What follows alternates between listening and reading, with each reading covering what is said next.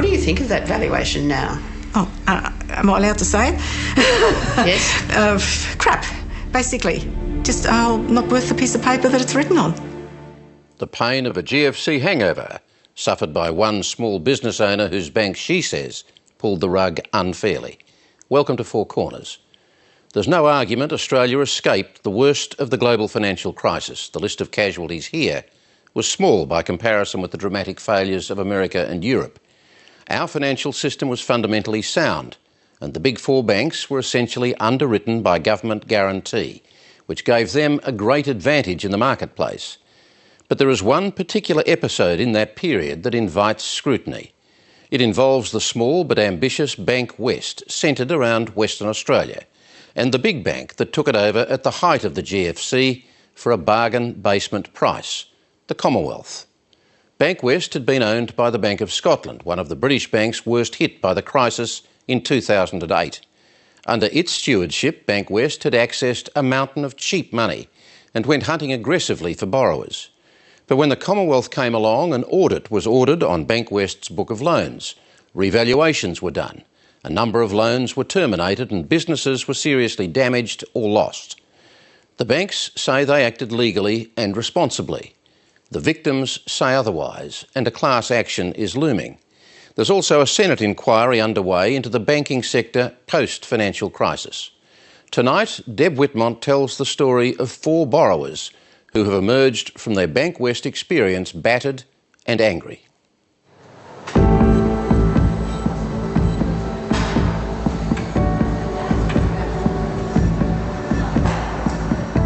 Luke Saraceni's working out hard, the same way he does most things. Until recently, Saraceni was one of Australia's most successful property developers, with a place on the business rich list and an estimated personal fortune of $300 million. Now, he says, thanks to Bankwest and the Commonwealth Bank, he's lost most of it, and he's gearing up for a battle. People tell me I'm crazy. You're fighting a bank, all the other banks are going to hate you and so forth. If I don't do it, who else is going to do it? Who is going to do it? This is the leather that I was talking about, and then here's the other one. But even the multi-millionaire Saraceni can only take up the fight because he's got the backing of one of the country's biggest litigation funders, lawyer Hugh McLernan. So when we challenged them on it, it was like talking to a brick wall. There's no doubt that if you leave monopolies uncontrolled, they will take advantage of it. Power corrupts, doesn't it? I'm a bank. This is the way we always do it. We always use our power. And unless someone makes us stop, we're going to keep doing it, is a big problem for people who want to take on the banks. Most of the time you can't do it. You just can't do it. And people don't do it. It's like, don't take on City Hall. It's now don't take on the bank. In 2006, Luke Saraceni won the contract to develop Bankwest's new headquarters at Rains Square in Perth. It wasn't taken from me. It was bloody well stolen. It was, it was highway robbery. It's a $500 million project, with Bankwest as the key funder and the main tenant. Saraceni had to agree to start immediately. So when Bankwest's funding was delayed, Saraceni and his partner put in $50 million of their own money and started building. We were prepared to do anything to finish the project, and that's what we did do. In fact, to the end where we let the bank crawl all over us and climb all over us and do things that we shouldn't have allowed them to do to finish the project. But as the main building went up, the global financial crisis was beginning. I think one of the reasons that Bankwest panicked is when the GFC came, Bankwest was sort of teetering on the edge of bankruptcy. Did you know that at the time? Did they No, and I believe that they had an obligation to actually tell me that. Then, at the height of the GFC, the Commonwealth Bank bought Bankwest. Luke Saraceni says the CBA soon made its opinions of Bankwest's new headquarters very clear. They made it fairly clear to us from certain bits of conversation that we had with various bank members that Commonwealth Bank was not happy that Bankwest was building a 45,000 square metre edifice for themselves just after the GFC. Yes, it is. It's a golden opportunity at the moment, absolutely, 100%. Within months of the CBA takeover, Saraceni was given a default notice for cost overruns. He protested. They ignored us. It was like talking to a brick wall. They wanted us to come up with $13 million, which we did because we just wanted to finish the building. At the moment, we've got a few innovative ideas for that. But a month later, there was another, bigger default notice, which Saraceni didn't pay. It was pretty obvious to us at that stage that they were trying to use the default notice provisions to take control of the project because the project was still pretty safe, very safe. Saraceni says the defaults led to disputes. In 2010, the builder quit and costs escalated. Saraceni put in more security and tried to find more funding, but the dispute became irreconcilable. Luke Saraceni says the Commonwealth Bank made its intentions clear. They said to us, we've got lots of levers that we can pull. So from our point of view, we're not going to lose money on the project if we take it over from you because we can adjust rent, we can do all sorts of things. The Commonwealth Bank said that? Yes. What did you think of that? I thought it was it was a comment like, I don't give a damn about you, I'll just do what I want to do. Well, certainly the office market's tightened. Last year, the banks put in a receiver. Well, over time, Mr. Saraceni didn't do the things that he said he would do, didn't do the things he represented he would do. And when the bank said, we have lost, faith in your ability to complete this building, it was a natural extension that Corda meant that would be appointed to complete the building and the tunnel. Both Bankwest and the Commonwealth Bank refused to be interviewed. Bankwest referred us to receiver Mark Menther of Corda Menther. This project always was doomed to fail, given the lack of experience, the lack of corporate hygiene, the lack of process, the lack of systems, the lack of capability. People sign a contract and I expect them to be honest about it. I expect them to be commercial about it. And I expect that in times of crisis that we will band together as a team and sort the crisis out. Nothing like that occurred in this case. And you expect that. Pardon me for expecting honesty. Now the receiver is finishing the building and being paid with the money Luke Saraceni borrowed from Bankwest. One of the great things about property developers is when property goes up, they sit on top of the world. And when property values go down, they look to blame everyone else but themselves. These things are never one person's fault. This transaction occurred just before the eruption of the global financial crisis. Everyone had to, I suspect, take part of the blame for why it ended up as it did. The question's going to be how the court will apportion that blame. And one thing you can guarantee is that Saraceni's not going to take all of it. The bank might say it's done nothing wrong legally. It's acted within the terms of its contract. I seriously doubt it. I seriously doubt that they would have the gall to say that. When Rain Square was first planned, Bankwest and its parent, the Halifax Bank of Scotland, or HBOS, were on the up and up. Bankwest were going for market share. You had HBOS Australia wanted to take on the big four, and the vehicle to do that was Bankwest. And before that, Bankwest was a little provincial bank in Western Australia. Bankwest had a parent that was providing them with very cheap money, and Bankwest was pursuing incredibly aggressive expansion right across the country and was obviously expanding aggressively into corporate lending. But Bankwest was living on borrowed funding. By 2008, HBOS was right at the heart of the global financial crisis. Halifax Bank of Scotland is at the centre of the turmoil in Britain. Its shares took a hammering, at one point plunging by over 50%. HBOS was rescued by a merger with an even bigger bank, Lloyds. But HBOS had been lending about $1 billion a month to Bankwest. Now HBOS wanted its $16 billion paid back. The buyout of HBOS could also have implications for the bank's Australian assets, including Perth-based Bankwest, with the possibility that it could now be sold off. 3 weeks later, at the height of the GFC, the Commonwealth Bank announced it was buying Bankwest for $2.1 billion.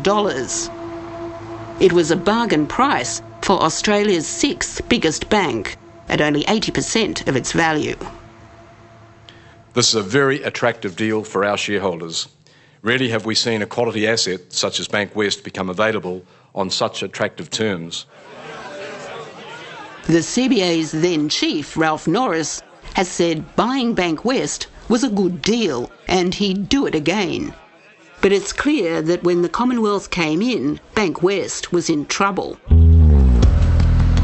At the time, in what were little reported bank runs, Australians were taking around $4 billion in cash out of their bank accounts. Around $2 billion came from Bankwest. The government quickly guaranteed bank deposits. We are in the economic equivalent of a rolling national security crisis. The government also guaranteed the bank's wholesale funding to help them borrow money, which largely benefited the big banks. Chris Joy is a financial economist and funds manager who used to work at the Reserve Bank. So the major banks have a cost of funding that is artificially low, that is lower than their competitors, in part because they are regarded as being too big to fail. So they can raise money more cheaply than any other bank, in part because investors believe that they will always be government-backed, and that is an indirect taxpayer subsidy. And crucially, the Reserve Bank also helped the banks free up some of their assets in short-term buybacks, which is thought to have provided Bankwest, though it wasn't the only bank, with around $4 billion. We taxpayers never get to hear about it. It's our money that's being used. I actually think the RBA should say, look, Bankwest is a basket case. Unless it's rescued within a couple of days, it's going to collapse. It'll be a disaster for everyone. So we're putting $4.5 billion of liquidity into it, while CBA can manoeuvre and buy it for a small amount of money.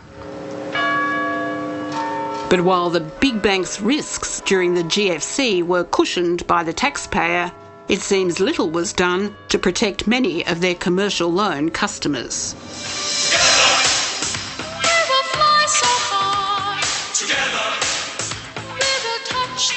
It's no wonder they're singing about the West. After the takeover, Bankwest and the CBA between them held half the bank deposits in Western Australia.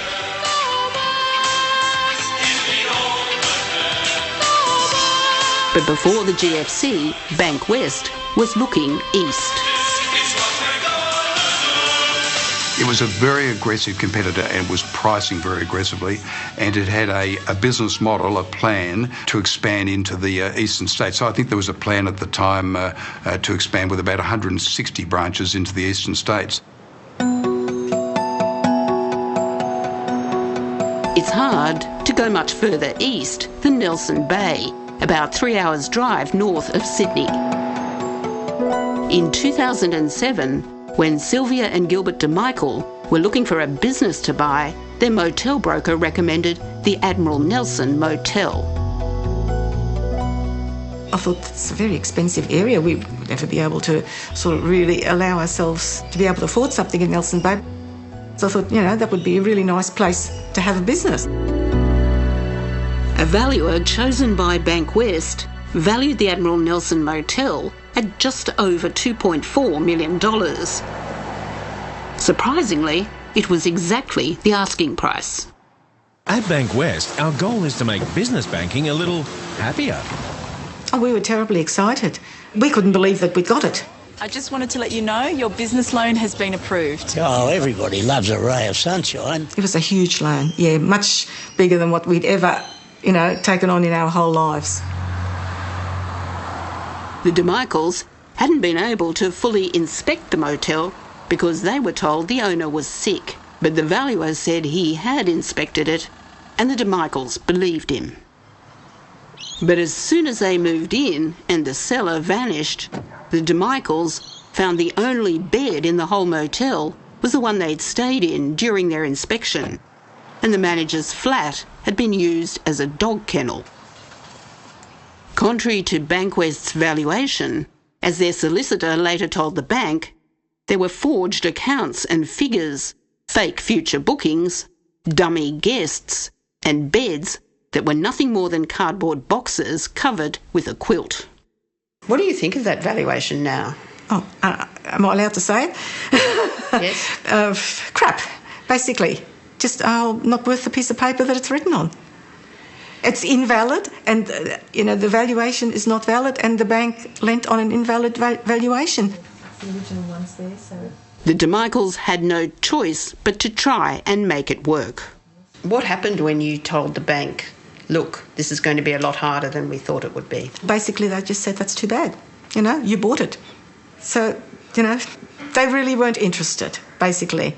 They didn't want to know.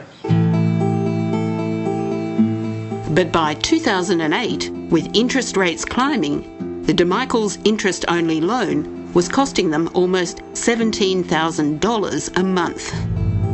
We were asking for some consideration because we had to end up selling every asset that we had that was saleable. A block of land, some property, and it got to the stage there, just to meet the repayments, we even put our own super in.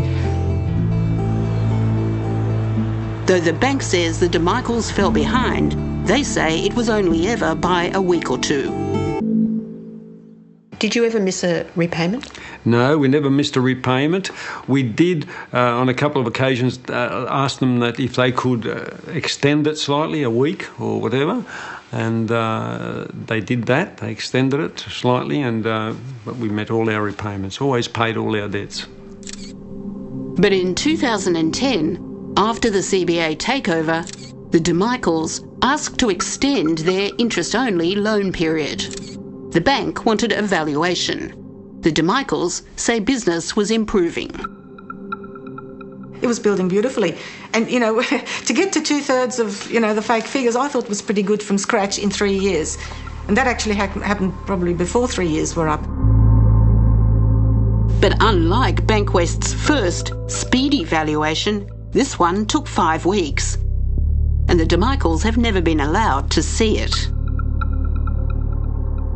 But Bankwest has told us that the valuer noted a decline in tourism, property market and economic conditions, interest rate movements, shortcomings of the motel management and a reduction in occupancy figures, and valued the Admiral Nelson at nearly $700,000 less than the de Michaels had paid for it.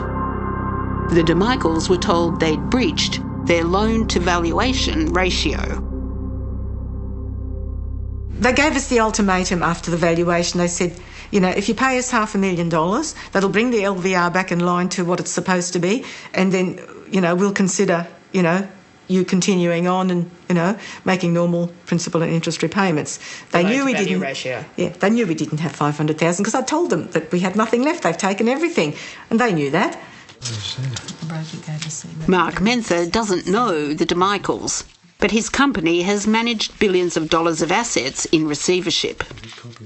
The formula is very, very simple. Act in good faith. Do what you said you were going to do.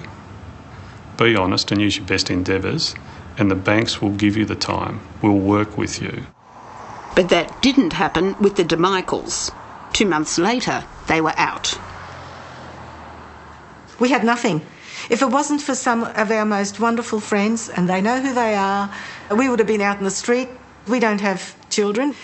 We just had our friends look after us, and we had to go to Centrelink to try and get some money just to live. to eat because they took everything.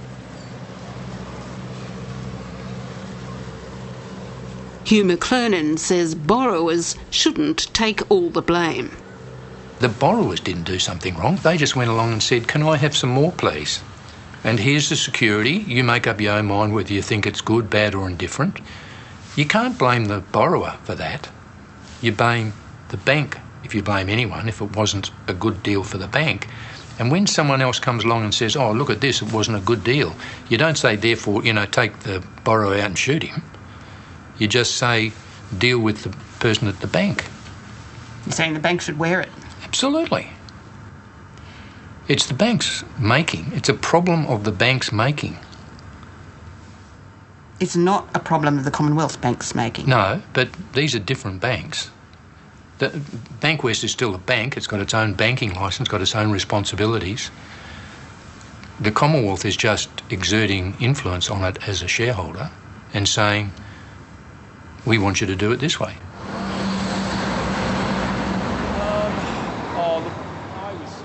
Adrian Bradley was Bankwest's senior media officer. It's no secret that he's now suing the bank over a workplace dispute and that these days he's campaigning on behalf of unhappy Bankwest customers. But back in 2009, after the CBA took over, Bradley's desk was right outside the office of Bankwest's then Managing Director, John Sutton. Particularly through 2010, probably for the first 6 months leading up to the annual results, the Managing Director, John Sutton, was under enormous pressure because the impairments of the bank were increasing. I spoke to John every morning at 7 a.m. and he was under a lot of pressure, as you would expect. From whom? From CBA, from Ralph Norris, from the board. The CBA would be looking to try and minimise the number of corporate lending defaults that they would have within their Bankwest book. And they would be looking to mitigate their impairments. And if they have the legal right to call in loans or foreclose on loans because the borrower has not met their obligations under the loan, the CBA would quite rightly be exercising those rights, and I would support that. But the number of foreclosures and the way they've come about is being questioned. A Senate inquiry needs to focus on the tools of trade. Late last year, New South Wales property developer Jeff Shannon put his complaints about Bankwest on a website, and he called it unhappy banking. I'm just a hard-working Australian bloke who toiled around for many years to build his business up from scratch. And like many hard-working Australians, I turned to my bank to help that business grow. I thought my bank, Bankwest, would help me. I was wrong. Unhappy banking hit a raw nerve. Shannon lists close to 300 Bankwest customers with what he describes as genuine cases of commercial wrongdoing against Bankwest. Most are on the East Coast. But as Senate inquiry, we can gather the information, look at the regulations. Last month, after meetings with Jeff Shannon and other Bankwest customers, National Party Senator John Williams got the numbers for a broad-ranging Senate inquiry into all banks' lending practices. A strong banking system is absolutely essential, and we have that, thank goodness. At the same time, we can't have a David and Goliath situation where the big end of town are running roughshod over the small players. There's little doubt part of the inquiry will focus on valuations. The bank chooses the valuer. He sits down and has a chat and tells him the sort of things to concentrate on. And this will be the 15th or 20th or 100th or 1000th job that the person's done for the bank because he's on the bank panel. And the valuer will keep his independence, of course, much as he can. He won't think about the next 1,000 valuations that he's going to do, and he won't be tipped the wink. He'll just act independently. So that's what happens, apparently.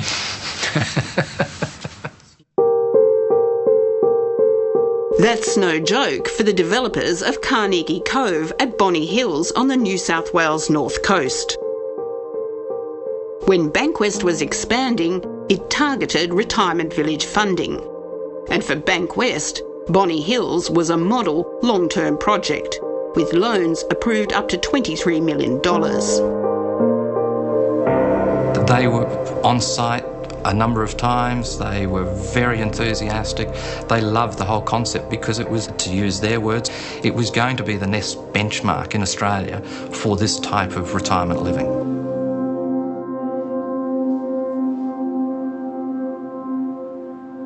After 2 years planning and preliminary development work, Peter Walsh's first major construction funding for Bonny Hills, $8 million, came through in early 2009 after the Commonwealth Bank takeover.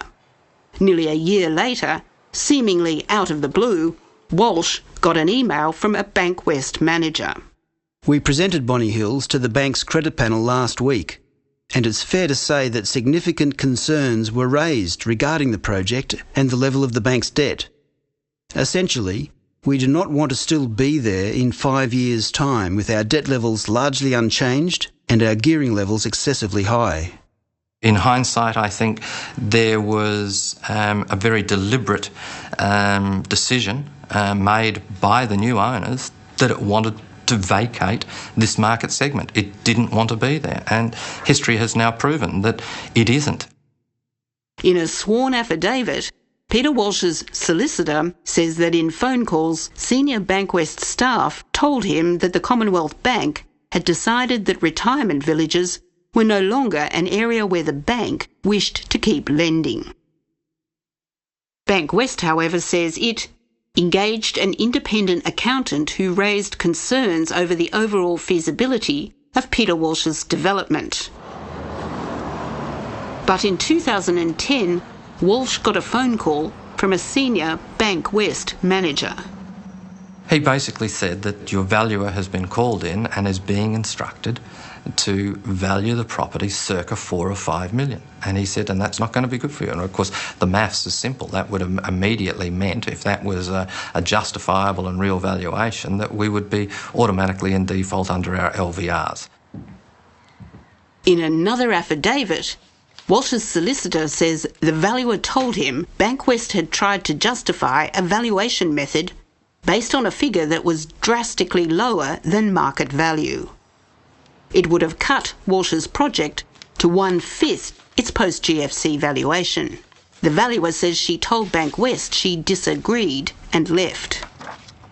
It was basically walking in and saying, there's X acres here, which equates to X hectares of land, and it's probably valued at about $5,000 a hectare, which would have given us a gross valuation of an englobo, unimproved piece of land, like a farm or a bush block, of around circa $4 to $5 million.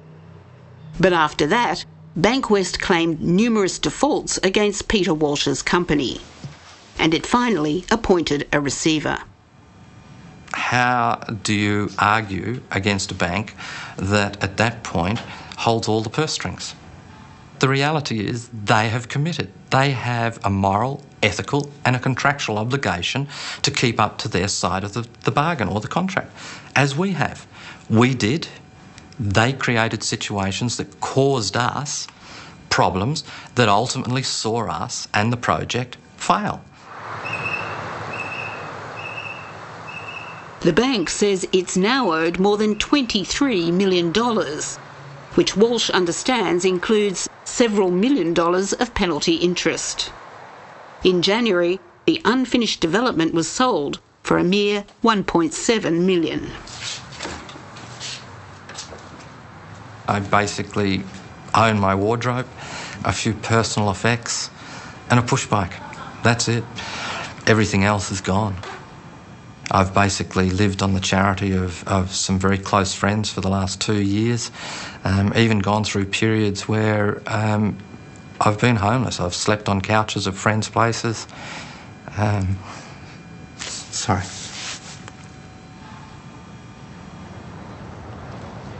Mark Menther isn't involved in the case, but he has little time for property developers in general.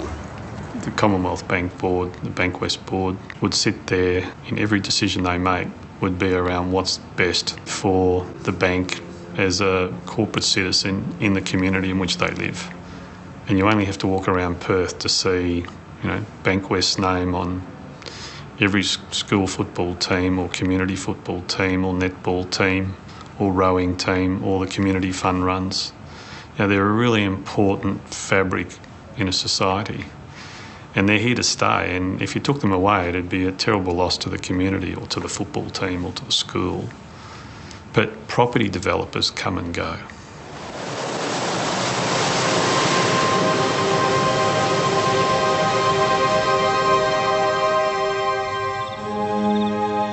There are few better places to see cycles of boom and bust than the New South Wales mining town of Cobar, 700 kilometres northwest of Sydney. 100 years ago, Cobar had its own stock exchange and a population of 10,000. Now it has 4 mines, 4 pubs and about 5,000 people. And many of them are talking about Bankwest and what happened to the Grand Hotel's popular publican. A bloke that works all his life to get himself up and running, and they come in and just foreclose him like they did. Just don't think it's right one little bit. It is a terrible story. It's about a fella that's been victimised, something bloody terrible. Disgraceful, it's a better word, for what the banks have done to him. Milkshake, yeah, I'll give you a milkshake, don't worry. Even the Grand Hotel's new publican is angry. Everyone in town knows about it. Who doesn't? No one that come in here, I tell them about it anyway. But I think it's a disgrace. People upset about it? Yeah, they're upset, and also when you haven't done anything wrong, it's hard to wear the criticism that they're throwing at him, which he doesn't deserve. He's too good a bloke.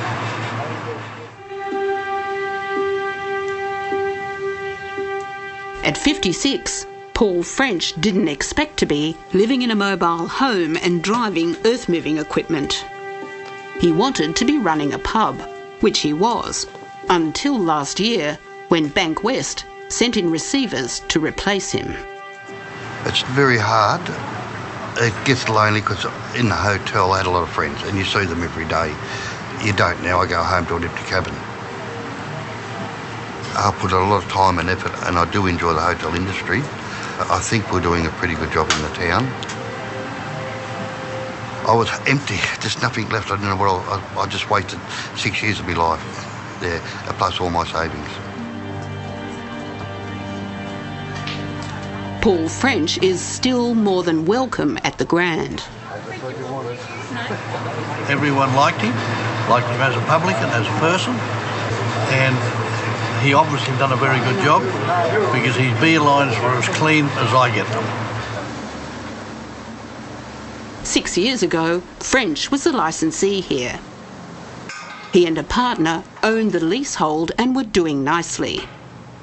But in 2007, there was a chance to buy the building, and Bankwest was looking for business. Oh, they chased us. My business partner done all the dealings with them. They wined him, dined him, they took him out for lunch. They couldn't do enough for us.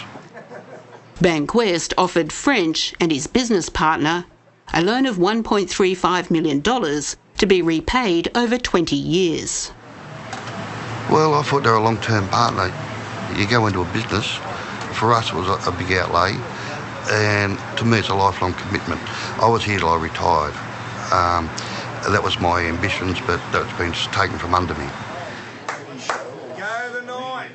The Grand was a miners' pub and an early opener. The business was going really well. To me, the Cobar was thriving with the contractors and the mines, with the mineral prices the way they were. But in 2008, world zinc prices fell 50%. And Cobar's Endeavour mine laid off nearly 500 workers. In town, shops closed and the pub emptied. Our turnover went from about 22 to 25,000 a week down to an average of 8 to 11,000 a week.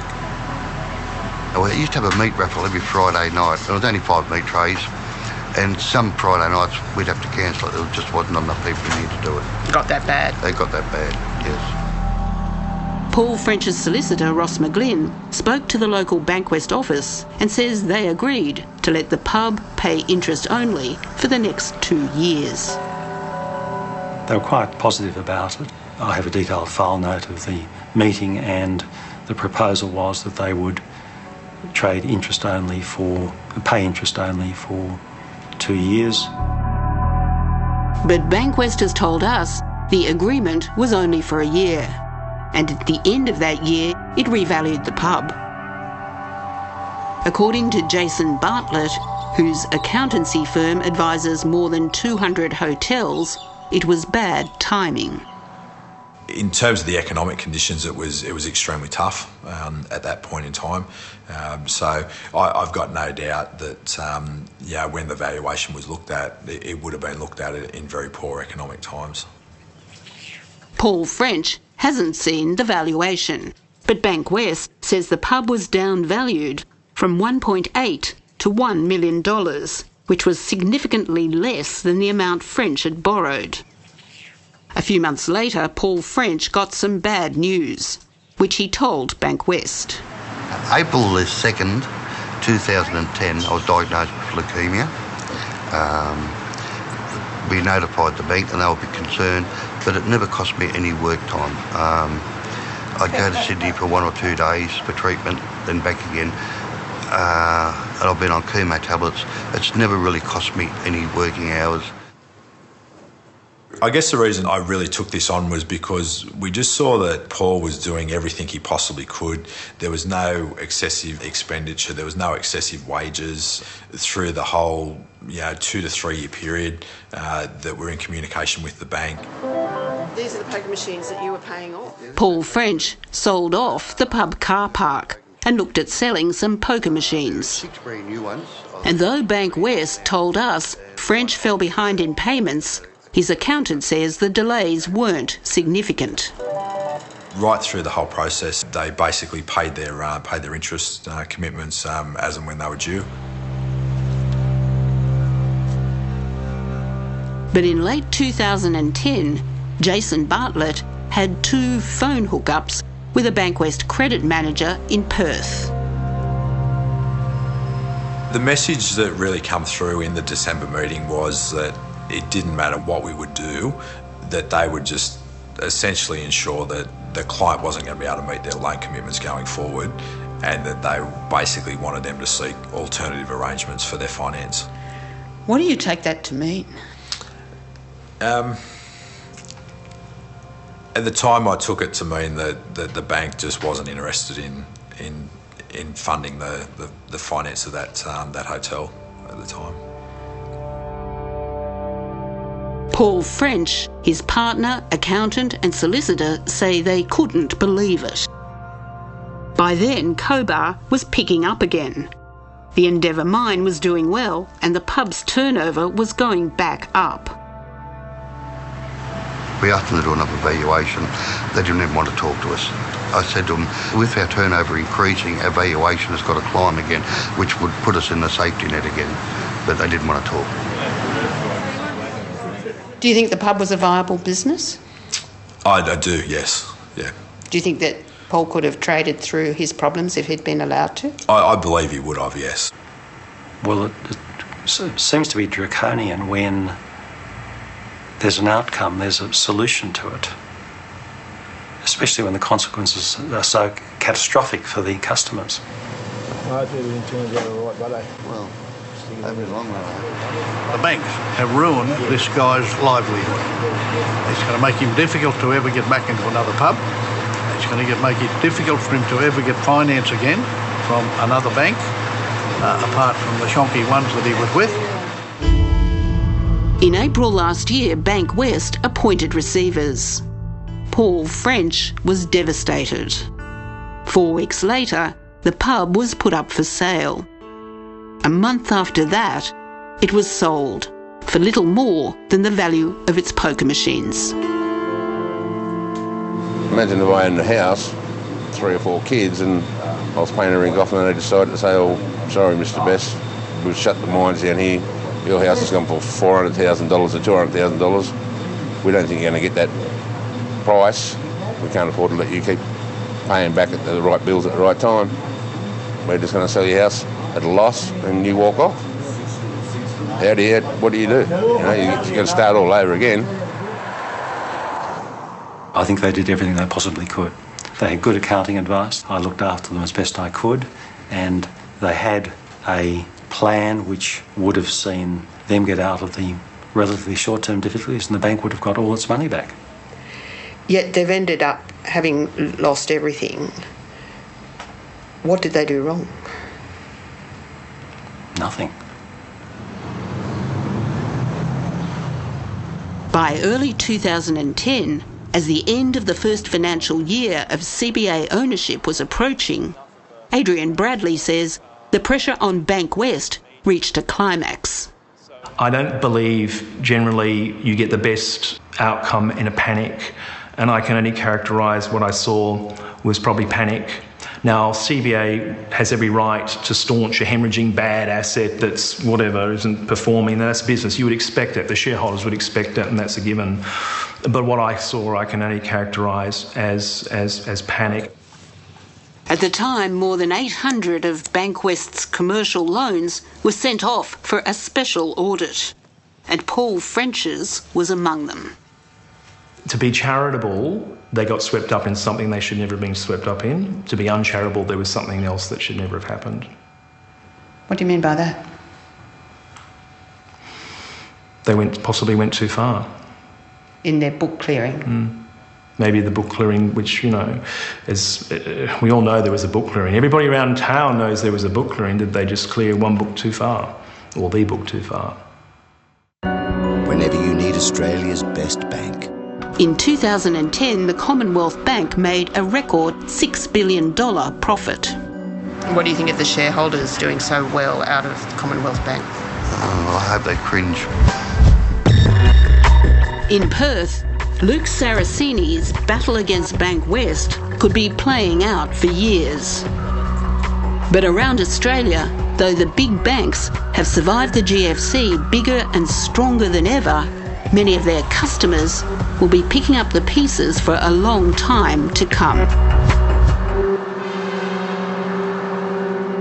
I think the question that would be exercising the minds of regulators and policymakers is, when you get 4 too big to fail institutions, do you also get hand in hand with that moral hazard and the risk that the leaders of those institutions start in the future making suboptimal decisions, the so-called heads, bankers win, tails, taxpayers lose dynamic.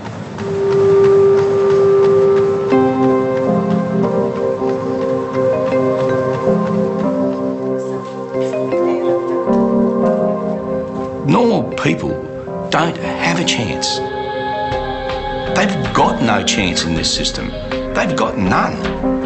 Is that right? Should that be allowed to occur? Is that a system that we want in a democratic country? No. And I guarantee you, a lot of people out there, business people, mums and dads, homeowners, they're resonating with what I'm saying because they've copped the penalty interest and they've copped the draconian attitude of the banks. You do what I say or you're just going to get nothing and we'll send you broke. And they know what I'm talking about, and they know that they're too afraid to complain.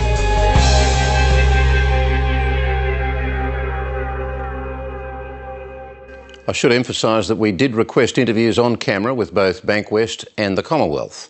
Both declined. But they have supplied written statements which are now posted on our website, abc.net.au/Four Corners. Next week on Four Corners, the war in Afghanistan. Is Australia's contribution worth the cost? A hard-headed look at why the troops went in a decade ago and what the outcome is likely to be. Until then, good night.